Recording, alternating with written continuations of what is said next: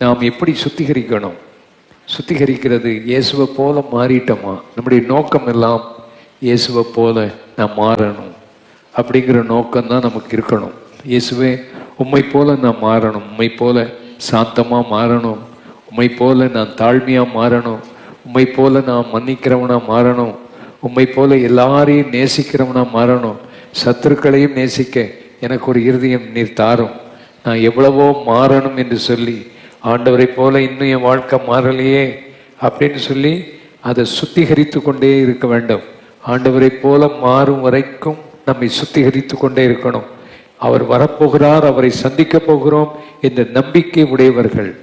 எப்படி நாம் அந்த நம்பிக்கை உடையவர்களாக இருக்கிறோம் என்று எப்படி தெரியும்? அவர் சுத்தமுள்ளவராக இருக்கிறது போல நம்மையும் சுத்திகரித்து கொண்டே இருப்போம். சபை சுத்திகரிக்கப்பட்டு கொண்டே இருக்க வேண்டும், நம்மை மாற்றிக்கொண்டே இருக்க வேண்டும். அல்லேலூயா.